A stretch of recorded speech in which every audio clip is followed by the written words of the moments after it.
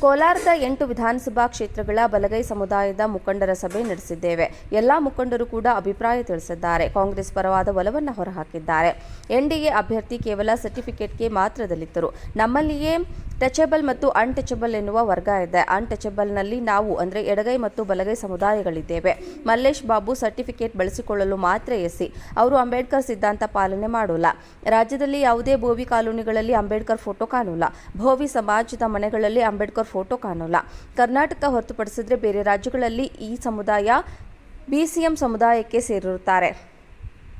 ಬೋವಿ ಸಮಾಜ ಪಕ್ಕದ ಅಂದರೆ ಆಂಧ್ರ ಮತ್ತು ತಮಿಳುನಾಡಿನಲ್ಲಿ ಪರಿಶಿಷ್ಟ ಜಾತಿಗೆ ಸೇರೋಲ್ಲ. ಅಲ್ಲಿ ಅವರು ಹಿಂದುಳಿದ ವರ್ಗ.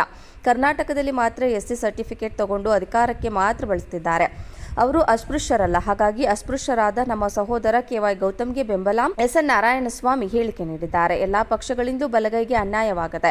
JDS ಬಂದಾಗಲೂ ಯಾರಿಗೂ ಅವಕಾಶ ಕೊಟ್ಟಿಲ್ಲ. ಕಾಂಗ್ರೆಸ್ನಲ್ಲಿ ಕೋಲಾರ 1 ಸ್ಥಾನ ಹೊರತುಪಡಿಸಿ 3 ಕ್ಷೇತ್ರಗಳಲ್ಲಿ ಅವಕಾಶ ಕೊಟ್ಟಿದ್ದಾರೆ. ಇಲ್ಲಿ ತಡ ಆಗಿದೆ. ನಮಗೆ ವಿಶ್ವಾಸವಿದೆ, ಮುಂದಿನ ದಿನಗಳಲ್ಲಿ ಬಲಗೈ ಸಮುದಾಯಕ್ಕೆ ಕೊಡ್ತಾರೆ. ಮುಂದಿನ ದಿನಗಳಲ್ಲಿ ಬಲಗೈ ಸಮುದಾಯ ಅವಕಾಶವನ್ನು ತೆಗೆದುಕೊಳ್ತೇವೆ. ಇದರ ಬದಲಾಗಿ ಸರ್ಕಾರದ ಮಟ್ಟದಲ್ಲಿ ಹೋರಾಟ ಮಾಡಿ ಲೋಕಸಭಾ ಸದಸ್ಯ ಸ್ಥಾನಕ್ಕೆ ಬದಲಾಗಿ ಸರಿಸಮಾನವಾದ ಸ್ಥಾನ ಪಡೆಯುತ್ತೇವೆ. ಬಲಗೈ ಸಮುದಾಯಕ್ಕೆ ಟಿಕೆಟ್ ಕೊಡಬೇಕೆಂದು ರಾಜೀನಾಮೆಗೆ ಮುಂದಾಗಿದ್ದ ಜಿಲ್ಲೆಯ ಕಾಂಗ್ರೆಸ್ ಶಾಸಕರು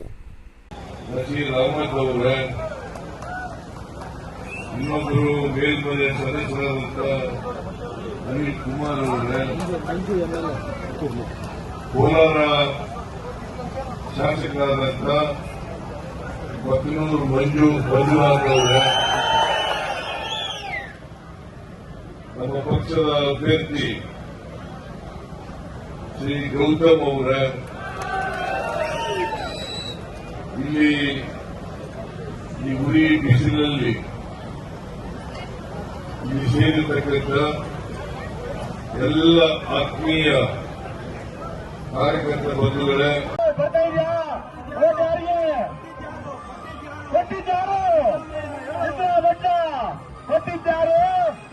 ಬಣ್ಣ ನಿಮ್ಮ ಓಟ್ ಯಾರಿಗೆ?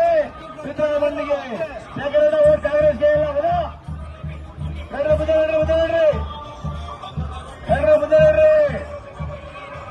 ಮುಂದೆ 5 ನಿಮಿಷ ಮುಂದೆ ಹೋಗ್ತಿದ್ರೆ ಸಿದ್ದರಾಮಯ್ಯ ಭಾಷಣ ಮಾಡೋದಿಲ್ಲ.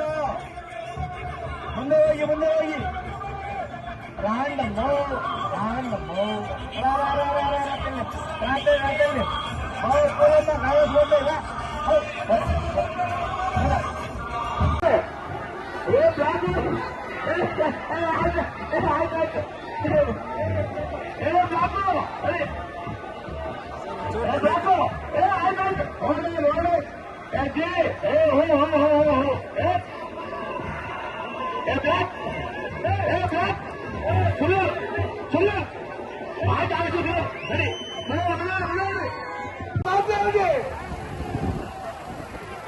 सामने पूरा अंधेरा।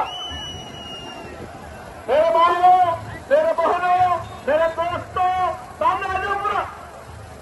अक्कलिल्लारा, अम्मलारा, अन्नदमुल्लारा, अन्नु बुद्धिरांडी भाइयों, अन्नु तम्मिगळे, पेरिमारुगळे, बुद्धिरांडी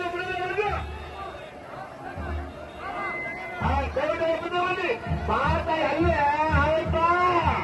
ಸಿದ್ದರಾಮಯ್ಯ ಮಾತಾಡ್ತಾರಪ್ಪ, ಬಾ ಐದೇ ನಿಮಿಷ, ಬಾ ಐದೇ ನಿಮಿಷ. ನಿಮ್ಮೆಲ್ಲರೂ ಪ್ರತಿಭಟನೆಗಳು ಇವತ್ತು ಬಗ್ಗಾಲಪೇಟೆಯಲ್ಲಿ ಸಹನ ಸಂಖ್ಯೆಯಲ್ಲಿ ಬಂದಿರತಕ್ಕಂಥ